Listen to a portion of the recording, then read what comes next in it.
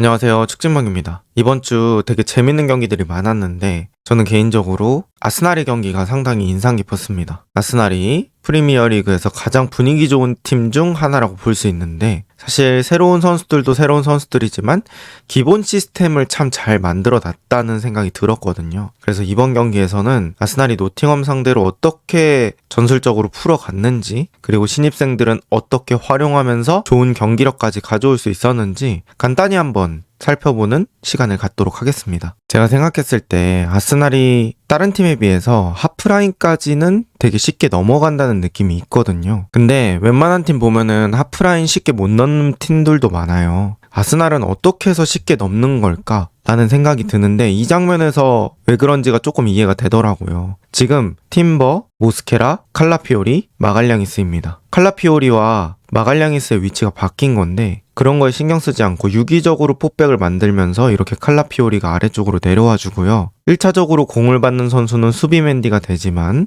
수비맨디한테 맨마킹이 붙어 있을 때는 지금처럼 오른쪽 메잘라가 내려와서 공을 받아줍니다. 이건 은하네리인데 웨데고르가 있을 때도 비슷한 움직임을 가져가죠. 그리고 나서 은하네리가 받은 공을 칼라피오리에게 프리하게 열어줍니다. 이제 여기서 칼라피오리가 공을 잡았을 때 칼라피오리에게는 두 가지 선택지가 생기거든요. 앞쪽에 공간이 많이 있으니까 그대로 칼라피오리가 공을 가지고 오는 선택지, 그리고 그냥 일반적으로 풀백한테 전개할 때처럼 마갈량이스한테 전개를 하는 겁니다. 그런데 이 앞에 있는 은도이라는 선수는 둘 중에 어느 판단을 할지 모르기 때문에 미리 마갈량이스한테 접근할 수 없고요. 그렇게 됐을 때는 일단 칼라피오리의 행동에 대응을 해야 되기 때문에 자기 자리에 서 있을 수밖에 없습니다. 근데 칼라피오리는 그 상황을 자연스럽게 이용해서 사이드 쪽으로 뿌리는 게 아니라 자기가 공을 가지고 조금 앞쪽으로 전진합니다. 이런 이유들이 칼라피오리를 흔히 하프 스페이스라고 불리는 그런 공간에서 사용하게 만드는 거죠. 그리고 칼라피오리가 이렇게 공을 가지고 앞으로 전진하는 순간 에제와 눈이 맞았고 에제도 뒷공간을 뛰기 시작합니다. 그리고 아까 전체적으로 높아졌던 앞쪽 라인 때문에 노팅엄 포레스트의 최종 수비 라인도 되게 높은 위치까지 올라가 있었고요. 그 발생했던 뒷공간으로 칼라피오리가 좋은 패스를 넣어줍니다. 그리고 이제 여기서는 에제의 개인 능력을 확인할 수 있는 거죠. 에제가 공을 한번 바운드 시키고 잡아놨으면 지금 패스 줄 수 있는 타이밍이 나오지 않았을 텐데 잡지 않고 왼발로 숏바운드 잘라주면서 앞쪽에 있는 요케레스에게 내줍니다. 그리고 요케레스도 스트라이커답게 이 에제 쪽으로 넘어가는 뒷공간 패스를 그냥 바라보는 게 아니라 잘 팔로우하면서 뛰어왔죠. 그 다음에 깔끔한 마무리가 이루어졌습니다. 저는 이 장면이 감독과 선수가 같이 만들어낸 장면이라고 생각을 했거든요. 이렇게 후방 빌드업 단계에서 상대를 유기적으로 끌어내는 능력, 이 장면이 있었기 때문에 상대의 수비라인 전체가 앞쪽으로 올라오는 결과를 가져왔고요. 그리고 이 장면은 칼라피오리가 어떻게 보면 자신의 장점을 살린 장면이 됩니다. 그리고 뒷공간으로 정확한 패스 넣어주고 이제 여기서는 선수 퀄리티가 작용할 수 있는 부분이에요. 만약에 다른 유형의 선수, 예를 들어 뭐 공을 잡아놓고 플레이하는 선수라면 여기서 바로 패스가 나가지 않았을 텐데 에제는 그렇지 않았고 깔끔한 패스를 넣어줍니다. 즉 감독이 기본적으로 시스템을 잘 만들어놨고 거기서 선수가 개인 능력을 발휘했다. 이렇게 표현할 수 있고 저는 그래서 아스날의 두 번째 골을 개인적으로는 좋게 봤습니다. 그리고 마두에케를 활용하는 방법도 한번 볼게요. 지금 이렇게 아스날과 노팅엄의 선수들이 한쪽에 상당히 밀집되어 있었습니다. 스로인 상황이라서 많은 선수들이 위쪽으로 모여 있었는데 그 스로인을 한 번에 빠져나가는 아스날이고요. 이 과정에서는 역시나 다이렉트 패스가 필요합니다. 지금 모스케라가 웨데고르 쪽으로 전진 패스를 넣었는데 살짝 공이 튀었어요. 근데 웨데고르가 뭐 여기서 잡아놓는다고 하면 공 바운드 되고 경합 상황이 발생할 수 있는데 여기서 잡아놓지 않고 높은 공을 그냥 바로 팀버 쪽으로 넘겨줘요. 그 다음에 팀버가 전진할 수 있게 되거든요. 여기서는 웨데고르의 개인 능력이 빛을 발한 거죠.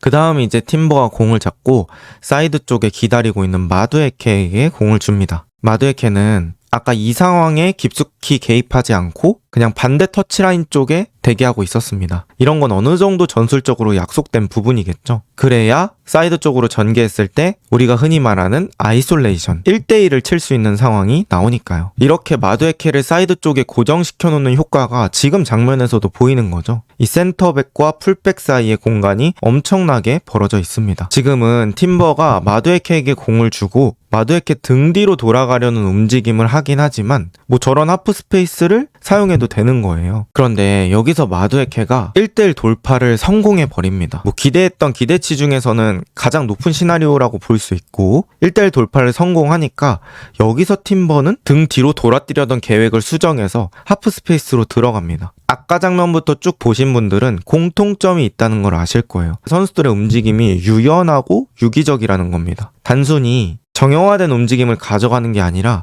경기장 내에서 벌어지는 상황에 따라 다르게 움직인다는 거죠. 저는 이게 아스날의 높은 저점을 만들 수 있는 이유라고 생각합니다. 경기장에서 펼쳐지는 상황이 진짜 수만 가지일 텐데 그 상황에도 항상 똑같이 움직이는 것보단 상황에 맞춰서 움직이는 게 중요하겠죠. 그리고 이런 식으로 마두에케가 경기 내내 돌파를 성공시키게 되거든요.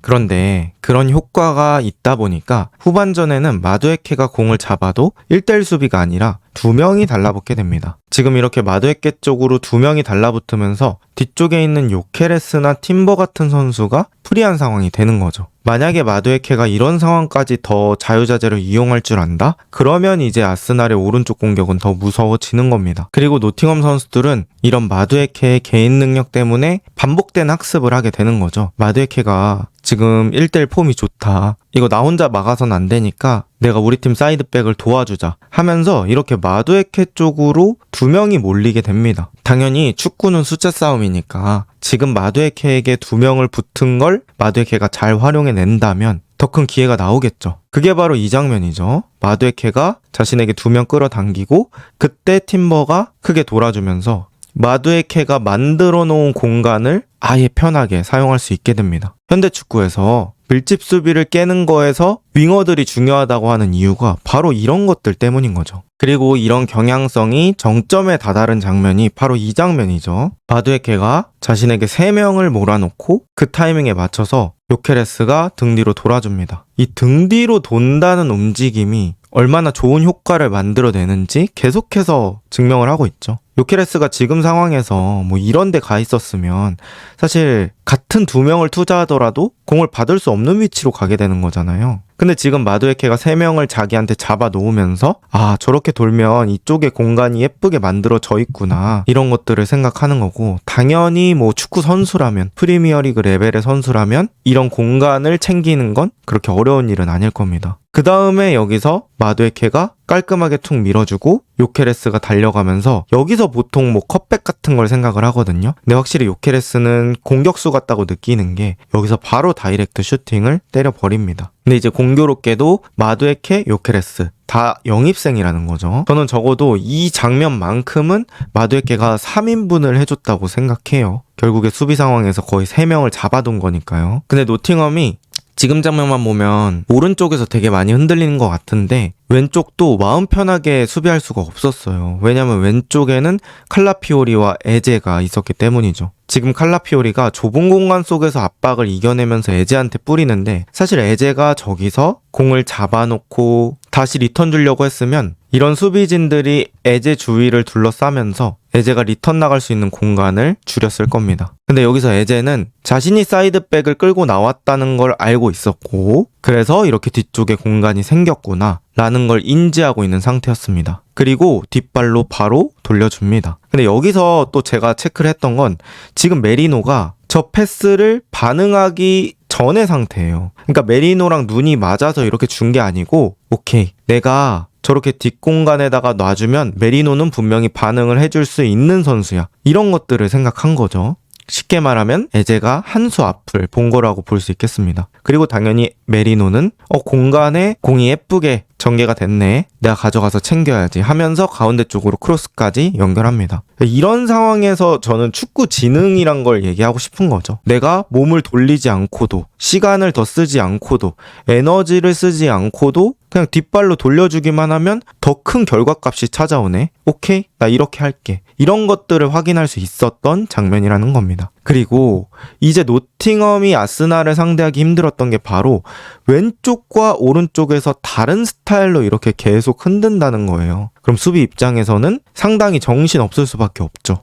그리고 아스날이 또 잘했던 건 뭐냐? 이기고 있는 상황에서도 이렇게 좌우를 계속해서 번갈아 사용한다는 느낌이 있었습니다. 지금도 칼라피오리가 쉬지 않고 사이드 쪽으로 뛰는데 무나네리가 또 깔끔한 전개를 해주죠. 저는 노팅엄전이 아스날 이번 프리미어리그 경기에서 가장 경기력이 좋았다고 생각을 하는데요. 그 이유는 일단 좌우를 균일하게 활용했다. 그리고 좌우에서 개인 능력들이 발휘됐고 압박을 당하는 상황에서도 선수들이 유기적으로 움직이면서 그런 상대의 전방 압박을 잘 풀어냈다.